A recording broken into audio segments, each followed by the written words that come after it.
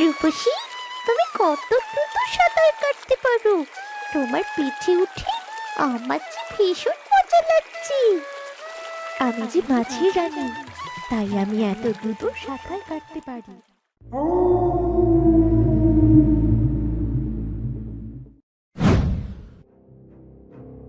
হুশ, যা যা, হুশ, খবরদার, আমার কিরণের কোনো ক্ষতি করবি না।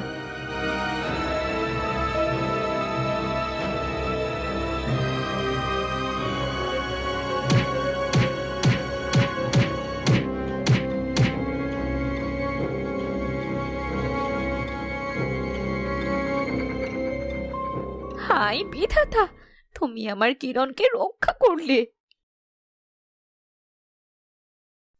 বৌদি, কি হয়েছে গো? আমি ওদিক দিয়ে যাচ্ছিলাম, তোমার চিৎকার শুনে এদিকে দৌড়ে এলাম। আর বলিস না, কিরণকে বারান্দায় শুইয়ে রেখে রান্না করছিলাম। হঠাৎ দেখি এই সাপটা আমার কিরণের দিকে এগিয়ে যাচ্ছে। হায় হায়, বলো কি বৌদি? ভয় তো আমার কলিজায় শুকিয়ে গেছে। তা তো যাবই, কিরণের কোনো ক্ষতি করেনি তো? বিধাতার অশেষ কৃপায় আমার কিরণের কিচ্ছুটি হয়নি রে সরলা। গিন্নি, এই এই চিৎকার কিসের? আমি আমি ওই পথ থেকে তোমার চিৎকার শুনে ছুটে এলাম। কি হয়েছে বলো তো? আর আমার আমার কিরণ মা কোথায়? কিচ্ছু হয়নি গো, কিন্তু অনেক বড় সর্বনাশ হতে বসেছিল। একটা বিষাক্ত সাপ ওর দিকে এগিয়ে যাচ্ছিল। কি বলছো এসব? বিশাল বড় সাপ! হ্যাঁ গো দাদা, বৌদি সাহস দেখিয়ে কাঠ দিয়ে সেই সাপটাকে মেরে ফেলেছে। আহ, বিধাতার দয়া না থাকলে আজ আমাদের যে কি হতো। বুঝলে গিন্নি, এখন থেকে কিরণ মায়ের কাছ থেকে চোখ সরানো চলবে না, এক মুহূর্তের জন্যও না। আমি আমার প্রাণ দিয়ে ওকে আগলে রাখবো গো।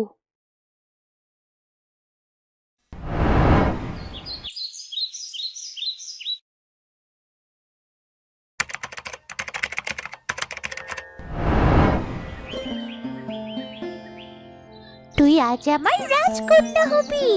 চল, ঘোড়ায় চড়বি। আরে আস্তে আস্তে, আস্তে দৌড়াও মা, পড়ে গেলে যে ব্যথা পাবে। মা, আমি আমার রাজকন্যার ঘোড়া সেজেছি। আর ঘোড়া তো ধীরে চলে না মা। তাই নাকি? রাজকন্যা থাকলে রাজা রানী কই? এই তো এখানে। তুমি রাজা আর মা হচ্ছে রানী। রাজা নাকি? আমি রাজা হলে আমার রাজ দরবার কোথায়? রাজদরবার আমার উঠোন। আর এই ঘরটা, ঘরটা হচ্ছে আমাদের রাজমহল। তাই নাকি রে মা? তাহলে আমি রানী? হ্যাঁ গো মা, হ্যাঁ, তুমি হচ্ছ আমার রানী মা। সারাদিন দুষ্টুমি করে এই খেলাধুলা করলে কি রাজ দরবার চলবে? তাহলে তাহলে কি করতে হবে? ঠিক আছে রাজকুমারী, কিন্তু রাজকুমারীকে তো শক্তিশালী হতে হবে। এজন্য তাকে ভালো খেতেও হবে। ও মা, তাড়াতাড়ি আমায় খেতে দাও। আমায় যে অনেক শক্তিশালী হতে হবে। ঠিক আছে, তুই আগে গিয়ে হাত মুখ ধুয়ে আয়, আমি তোর জন্যে খাবার বাড়ছি। ঠিক আছে মা, আমি যাচ্ছি।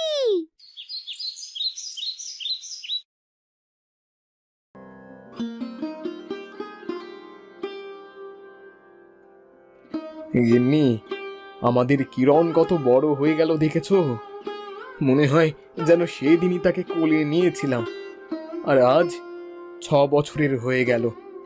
হ্যাঁ গো, কিন্তু আমার কাছে এখনো ও আগের মতো ছোট্ট বাচ্চাই আছে, যাকে সর্বক্ষণ বুকের মধ্যে জড়িয়ে রাখতে ইচ্ছে করে।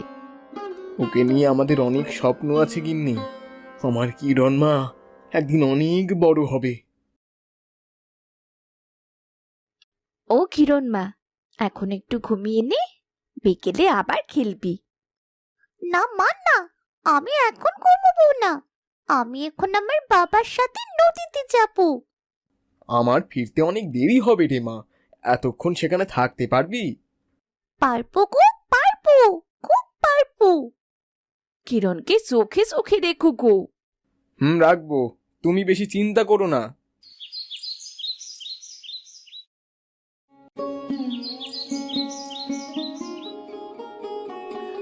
ও নির্মলা বৌদি, দেখলে কিরণ কত বড় হয়ে গেছে, অথচ এখনো জানে না যে কুবেরের মালা ওর নিজের বাবা মানা। আর তাই তো এই মেয়েটার মুখশ্রী কেমন আলাদা লাগে না? আমিও কাল রাতেই সেটা বলছিলাম তোর দাদাকে। গ্রামের মধ্যে কত শিশু জন্ম নেয়, কিন্তু কিরণকে দেখলেই ওর মুখে আলাদা একটা আলো জ্বলে ওঠে। এ কি সাধারণ মেয়ে নাকি? ও বৌদি, আস্তে কথা বলো গো। কুবের দাদা শুনলেই আমাদের আচ্ছা করে কয়টা শুনিয়ে দেবে। সেদিন কি হয়েছে শুনোনি? কবে কি হয়েছিল? কই, আমি তো কিছু শুনিনি। সেদিন সরলা কিরণকে নিয়ে নদীর ঘাটে গিয়েছিল বলে কুবের দাদা সে কি কাণ্ড ঘটালো গো। তোর বোনটাকেও বলি হারি বাপু, ওই কিরণকে নিতেই হবে কেন? এর আগেও একবার সরলা না বলেই ওদের মেয়েকে নিয়ে গিয়েছিল। এরপর কি কাণ্ডটাই নাই ঘটলো। সরলাকেই কেন বারবার এই কি কাজ করতে হবে? নিলে কি হবে? তুমিও দেখছি ওদের মতোই বলছো। এত চোখে চোখে রেখে বড় করার কি আছে বাপু? ভাবখানা দেখে মনে হয় না জানি কোন রাজ্যের রাজকন্যা। ওদের মেয়ে, ওরা কিভাবে বড় করবে করুক না, আমাদের এতে কথা বলার কি আছে রে শ্যামলী? আর তাছাড়া কুড়িয়ে পাওয়া সন্তানের প্রতি দরদ একটু বেশিই থাকে, জানিস না বুঝি? তোমরা কেন এমন কথা বলো গো? আমার কিরণ মা একেবারেই আমার মতো, কুবেরের মতো। ও আমাদের সন্তান। ভাগ্যের ওপর দোষ চাপিয়ে গুজব রটিও না। আরে বৌদি, আমরা তো শুধু সেদিনের ঘটনা নিয়ে কথা বলছিলাম, তুমি রাগ করলে কেন? কারণ আমি চাই না কেউ আমার সন্তানকে নিয়ে কথা বলুক। আমার কিরণ আমার বুকের ধন, ওকে নিয়ে আলোচনা হোক এটা আমি আর ওর বাবা কেউই চাই না।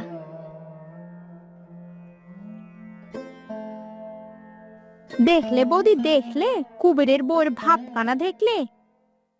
থাক, বাদ দে, চল আমরা বাড়ি যাই। তাই চলো বৌদি। কুবের দাদা আর বৌদির এখন খুব ভাব হয়েছে গো। তাদের একটা কথা বলারও জো নেই গো। নিজের মেয়ে হলে একটা কথা ছিল, পেয়েছে তো কুড়িয়ে, তাতেই মনে হয় পুরো দুনিয়া উদ্ধার করে নিয়েছে। মা গো মা, কি দেমাক তাদের! এইদিকে মনে হয় ভালো মাছ পাওয়া যাবে। তুই দূরে দাঁড়া মা, পা পিছলে পড়ে গেলে কিন্তু বড় বিপদ হবে। ঠিক আছে বাবা, আমি এখানেই দাঁড়িয়ে আছি। তুমি তুমি দেখতে কত সুন্দর গো। কিরণ, তুমি কেমন আছো? তুমি মাঝে মাঝে এখানে এসো, তোমাকে আমার ভীষণ দেখতে ইচ্ছে করে। তুমি আমাকে চেনো? বলো তো আমি কে? হ্যাঁ, চিনি তো। তুমি যখন ছোট ছিলে তখন থেকেই তোমাকে আমি চিনি। তুমি হলে কিরণ। তুমি দেখছি সত্যি সত্যি আমার নাম জানো, কিন্তু আমি তো তোমার নাম জানি না। তোমার নাম কি গো? আমি তো একটা মাছ, আমার অন্য কোনো নাম হয় না। কিন্তু আমি তোমার একটা নাম দিই। কিরণ, কি করছিস? হাত সরিয়ে নে, ওটা বড় মাছ, তোকে কামড়ে দিতে পারে। না বাবা, এটা কোনো খারাপ মাছ না। এই দেখো না, ও আমার সাথে কথা বলছি। ঠিক আছে, দাও। তুমি আমার নাম দিলে আমার ভীষণ ভালো লাগবে। তোমার নাম রূপসী। তুমি দেখতে যেমন অনেক সুন্দর, তাই আজ থেকে তোমার নামও রূপসী। তোমার দেওয়া এই নামটা আমার ভীষণ পছন্দ হয়েছে। আশ্চর্য ব্যাপার, আমি এই নদীতে এত মাছ ধরেছি, কিন্তু এত বড় রূপালী মাছ আগে তো দেখিনি। আজ আমার জালে এত বড় বড় মাছ উঠেছে কি করে? ও কিরণ মা, এই দেখ, আমি কতগুলো মাছ পেয়েছি। কিরণ, ও কিরণ, ও কই গেলি রে মা? ও মা, তুই তুই কি জলে পড়ে গেলি? ও মা রে, একটু একটু সাড়া দে রে মা।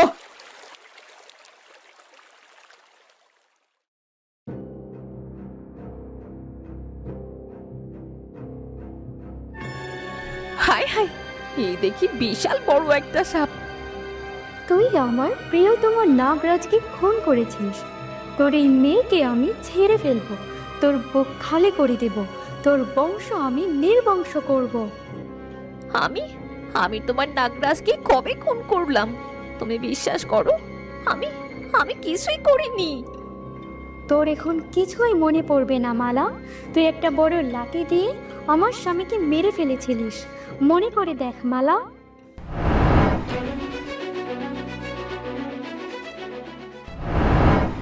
তোমার স্বামী আমার মেয়েকে মেরে ফেলতে এসেছিল, আমি ইচ্ছে করে তাকে মারিনি। আমি এত কিছু জানি না মালা, তোর মেয়েকেও আমার হাতে মরতে হবে। না নাগরানী না, দয়া করো। আমি আমার মেয়েকে বাঁচানোর জন্যে ওই সাপটাকে মেরেছিলাম। আমি তো জানতাম না যে ও তোমার স্বামী। দয়া করে আমার কিরণকে ছেড়ে দাও। ছেড়ে দেব? সেই মেয়ের জন্যই আমার ঘর ভাঙলো, আমার স্বামী মরলো।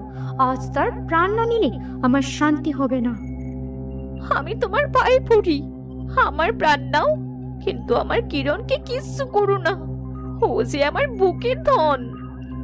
তোর প্রাণ নয়, আমি শুধু তোর কন্যার প্রাণ চাই। তখনই আমার অভিশাপ ঘুচবে। আমি শুধু অপেক্ষায় ছিলাম কবে তোর মেয়ে কিছুটা বড় হয়। এখন আর অপেক্ষার দিন শেষ। আপনজন হারানোর কষ্ট কি তা তো তুমি জানো। তুমি জানো সন্তানের প্রাণ মায়ের প্রাণের থেকেও বেশি দামি। আমাকে যে শাস্তি দিতে চাও দাও, কিন্তু আমার মেয়েকে বাঁচিয়ে দাও।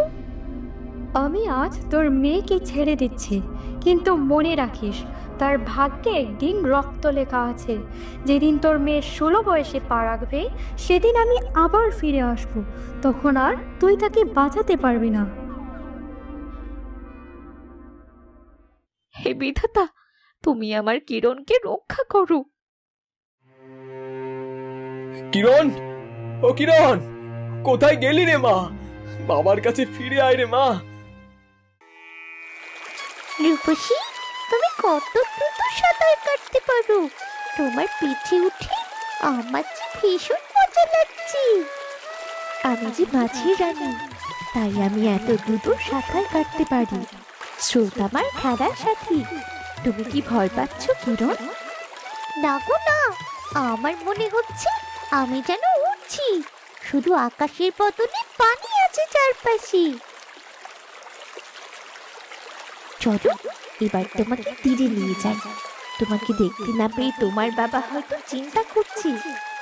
আর একটু পড়ে যাই, তুমি কি আমাকে আরো ভিতরে নিয়ে যাবে? ঠিক আছে, নিয়ে যাবো, তবে সাবধানে ধরো। এখান থেকে নদী অনেক গভীর। নদীর গভীরে কি আছে রূপসী?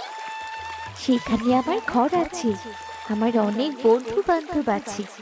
তুমি কি সেখানে যেতে চাও? হ্যাঁ, আমি সেখানে যেতে চাই। আমাকে তোমার বাড়ি নিয়ে চলো না রূপসী।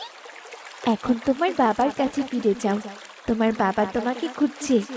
আজকের মতো আমাদের খেলা এখানেই শেষ। কিন্তু তুমি আবার আসবে তো রূপসী?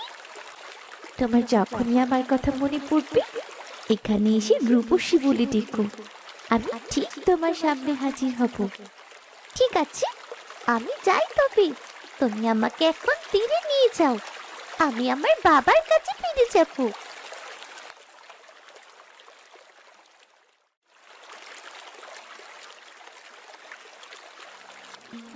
ও মা, কিরণ মারে, না না বলে কোথায় চলে গিয়েছিলি রে? কি যে চিন্তায় পড়েছিলাম তোর জন্য।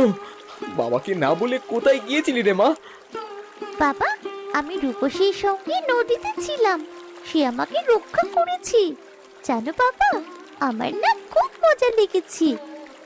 রূপসী? রূপসীকে? তুমি রূপসীকে চেনো না? রূপসী তো একটা মাছ। তুই বলতে চাইছিস তুই ওই মাছের পিঠে করে নদীতে গিয়েছিলি? তুমি ঠিকই বলেছো বাবা, আমি রূপসীর পিঠে চড়ে ওই নদীর গভীরে গিয়েছিলাম। এটা কি কখনো সম্ভব রে মা? হ্যাঁ বাবা, হ্যাঁ, আমি সত্যি বলছি। মারে, তুই এসব কি আজগুবি কথা বলছিস? মাছের পিঠে চড়ে নদীর গভীরে যাওয়া যায় নাকি? এ কথা তো কোনোদিনও শুনিনি রে মা। আমি মিথ্যে বলছি না বাবা, রূপসী আমার সঙ্গে কথা বলে, হাসি, আবার খেলাও করে। তুমি চাইলে আমি কাল তোমাকে রূপসীর সাথে পরিচয় করিয়ে দেব। হায় রে বিধাতা, এও কি কোনোদিনও সম্ভব? আমার মেয়েটা কি তবে পাগল হয়ে গেল? আমি পাগল হইনি বাবা, আমি সত্যি রূপসীর সাথে খেলা করেছি। আচ্ছা আচ্ছা, তোর কথা বিশ্বাস করলাম। তুই যাই বলিস আমার কাছে সেটাই সত্যি। তবে খেয়াল রাখিস, নদীর ধারে এভাবে আর একা যাস না। তোর যদি কিছু হয়, আমি আর তোর মা বাঁচবো না রে কিরণ। আমি তোমাকে আর মাকে ছেড়ে কোথাও যাব না বাবা। ঠিক আছে মা, এবার চল বাড়ি যাই। আর মাছ ধরবে না বাবা? ও বাবা, আজ তুমি এত মাছ পেয়েছো। আজ যে আমার সাথে আমার কিরণ মা এসেছে, মাছ তো পাবোই। কি মজা, কি মজা! তাহলে আমি রোজ তোমার সাথে আসবো, আর তুমি রোজ রোজ এতগুলো করে মাছ পাবে। শোনো পাগলি মেয়ের কথা, তোর মা কি রোজ রোজ তোকে আমার সাথে আসতে দেবে রে? তাহলে মাকে সাথে করে নিয়ে আসবো। ঠিক আছে রে মা, ঠিক আছে। এবার তাড়াতাড়ি পা চালা দেখি।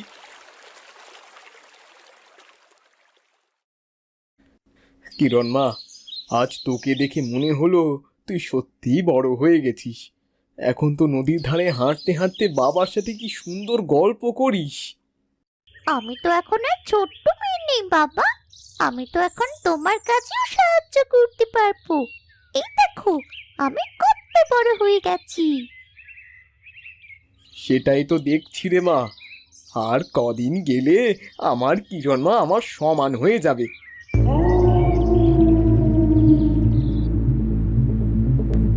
কিরণ, এখন দ্রুত পা চালাতো দেখি।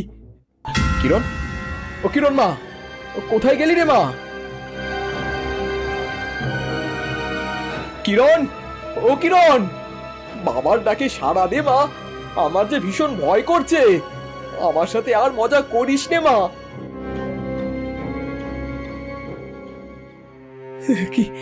কি সর্বনাশ হলো!